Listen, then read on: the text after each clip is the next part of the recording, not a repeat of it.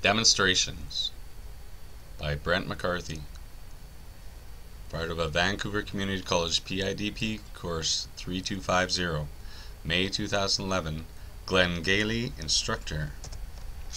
What we'll be looking in this presentation is in what context do demonstrations work best, what are the limitations and the advantages of demonstrations, as well as some of the best practices. We will look at the roles of an educator as well as the role of a learner in demonstrations, and we will try to deal with some of the implications used during demonstrations.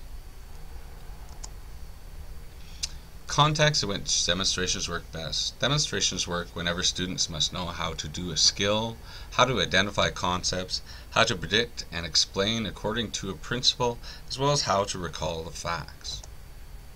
The limitations of demonstrations could be such things as time constraints, safety issues, as well as workspace. The advantages of demonstrations can be used to teach skills which are mental and physical, tangible and intangible, invisible and visible.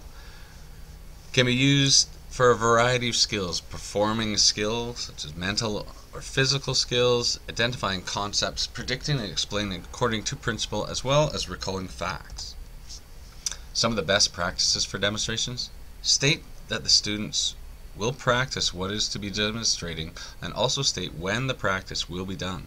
State when they should attend to listen, look, or feel for in the demonstration.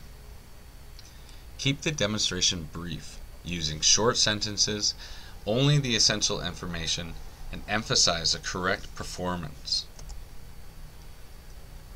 Make the demonstration observable.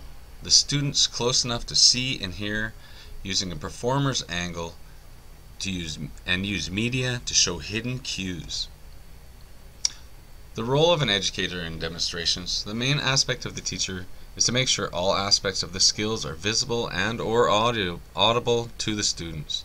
State the general step and then the specific action for the particular instance, as well as ask the students to commit to general step by memory, by visual, imagery, and auditory. Make the demonstration meaningful.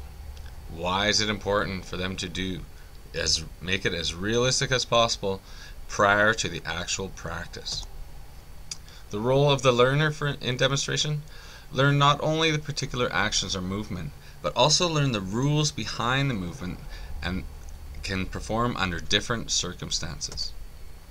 How to deal with any ethical, cultural, gender implications using demonstrations. Modeling can produce learning of many complex behaviors, some intended and some not intended. Thus, attitudes and standards are learned in addition to the skills demonstrated. As teachers, we are always demonstrating. Conclusion. Demonstrations are suited for many types of contexts. Demonstrations are a tool used to help students observe standards and to be introduced to concepts.